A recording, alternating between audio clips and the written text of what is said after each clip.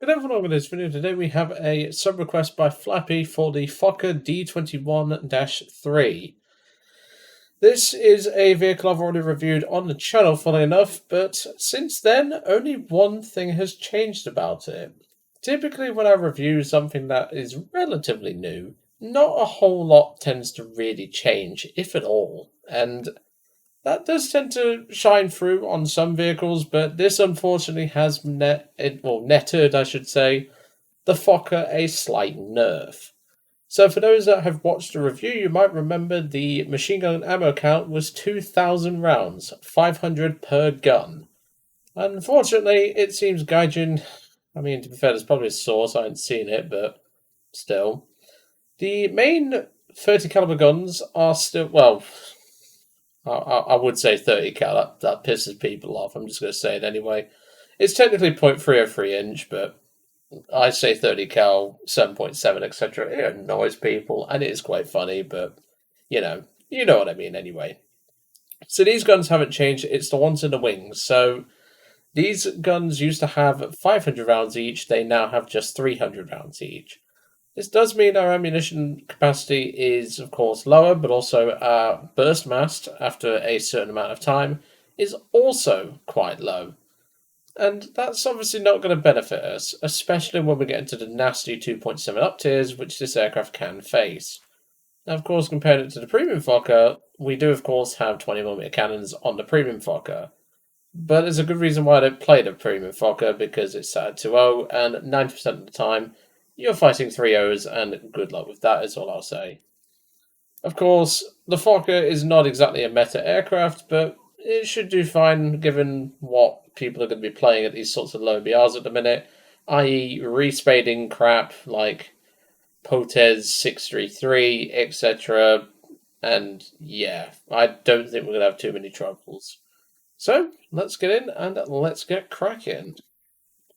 Of course, I say crap like the Potez 633. I actually quite like the 633, but yeah, it's a good plane, but like I wish it had a second 7.5 because it kind of needs it. And when it comes to other respaded vehicles that we might run into, they're gonna kick our ass. So hopefully we don't meet them. Anywho, I'll see you on the first game. And about 30 seconds later, we get our first match on Essen. A pretty good map for this plane. Not just because it's a low BR map and we can actually get some stuff done here, but, you know. And here's my exact point. People are playing the Goshawk right now, which I need to get around to reviewing. You'll probably have a review on not long after this one, or even, well, after this video, or before this one. It depends on what order I choose. I'm probably going to do that little British armoured car first, and then the little German scout tank, the... what is it? What the fuck is going on back here? Okay. I don't know what's happening there. But yeah, the plan is I'm probably going to do, like, the... what the hell are these guys doing? Is this the clown show or something? Like, sheesh. But yeah, it's probably going to be that little British armoured car. Well, I say British. South African armoured car. Then it will probably be the little scout car, or scout thingy for Germany. And then I'll probably do the Goshawk after, because the Goshawk, I've covered the Hawk 3 on the channel. It's basically that without the 500 pounder. I mean, there's a couple of other differences from what I've noticed, but it's mostly cosmetic. And now these two Muppets are shooting at each other. That's no new. I would normally cut ahead, but I do want to just state about sub-requests, because I know some people can get a bit confused. So I'm just going to clarify. The reason for the limit is, obviously, back in 2022, like early 2022, end of 2021, I started getting really burnt out by sub-requests. I once had 15 at once to do, and people just, like, I'm not the kind of person that used to, like, refusing. I typically don't. I normally tend to just get things done at my own pace, but then you'd have people cramming it down your throat saying, oh, where's my sub-request? You've got, like, 14 others, but I want mine first. And I'm just like, no, I've never been like that. So it was a lot to take in, and obviously that's why I've incorporated a cap, which is of course 5. But it's just one of those things where people like I love the fact that people respect it nowadays. You notice I'm not even maneuvering for this Muppet because, well, I don't need to.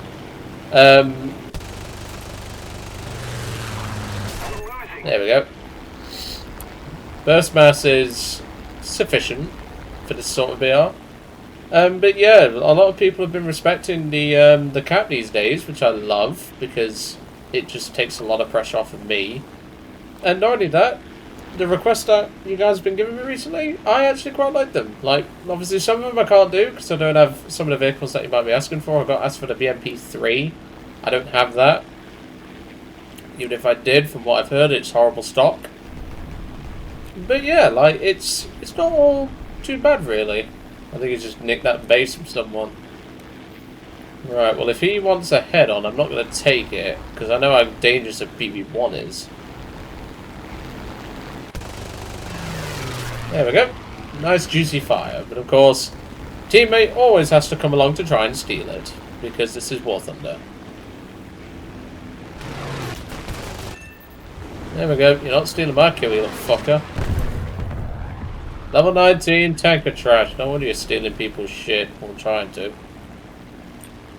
Nice easy kills so far, but, well, looking at the enemy team and given the amount of I-15s, this is not going to get easier. It's actually going to get a lot harder, but I'm glad we've thinned the herd a little bit, to some extent. That's the thing about the Fokker is, like, it's not very good against most of the Russian aircraft you run into at these lower BRs. And he's just binned it, well done.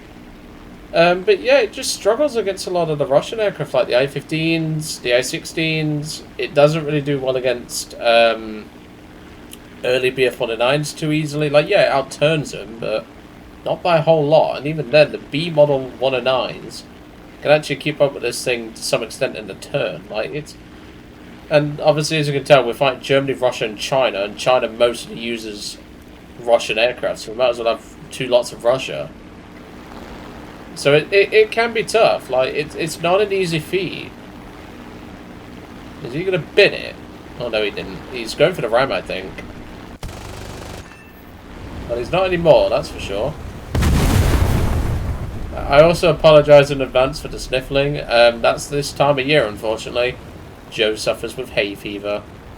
It isn't exactly fun, but, well, unfortunately, it's just something I have to deal with, and, well, I get used to it, but it's just not fun. I don't like it, but, well, as I said, shit happens, doesn't it? That was lucky. Kill number 4. Of course, got an I-16 above us, which I'm more afraid of the I-15 than I am the I-16, but the I-16 is still very dangerous. This is another thing about the Fokker as well, is it likes to overheat. Which, I mean, it's not too bad, but it's just... Who's it going to go for? Probably me. If I was the I-16, I'd go for me, because I'm technically the most dangerous in terms of top speed here.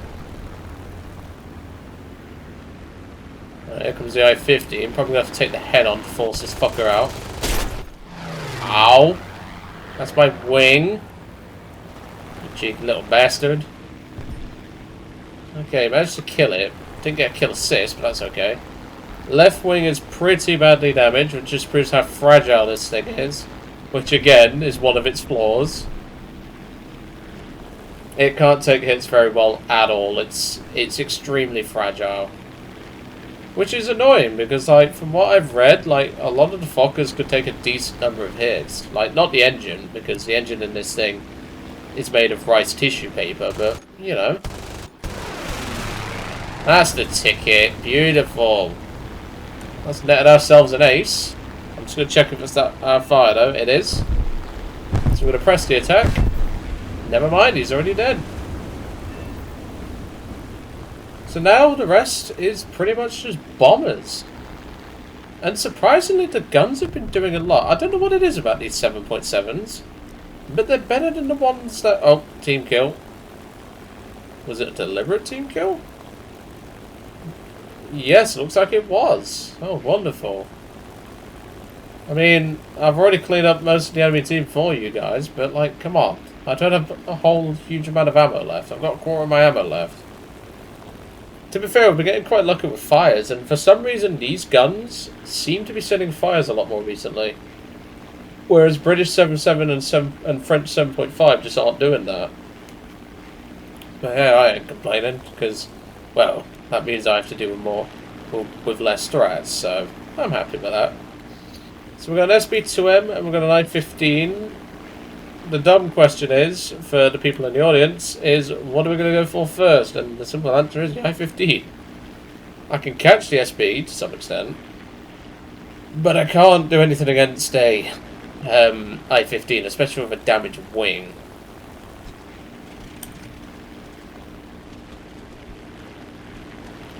So let's see what we can do. So yeah, 5 kills, quarter of our ammo left. SB is probably going to be intercepted by the P-36, so that means I can focus on the I-15. Let's have a quick look, make sure he's not going to camp. Okay, he's a low level, and this guy doesn't give a toss, it seems, so that's good. I'll leave the Hawk to deal with that. I'm going to focus on the I-15. He seems to be climbing rather slowly, but notice how he immediately does a beeline towards his airfield. That's the story of low tier, unfortunately, and most tiers, to be honest, at the minute. Bear in mind, he's in a superior aircraft. Even if I have the altitude advantage, I still struggle to win this fight, especially with a damaged wing.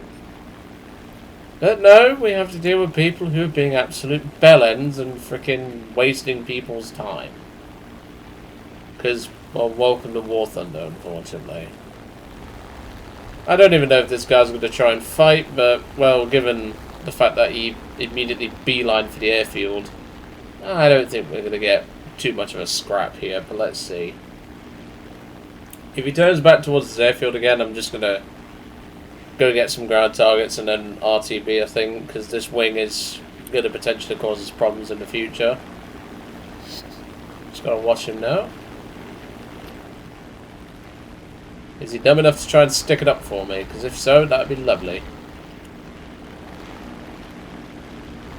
I think personally, he might just be a really shit smurf, because he knows to camp the airfield. Let's have a more in-depth look. Oh, hold on, that's the bug. No, he's not a shit smurf, he's just shit. And, well, AA.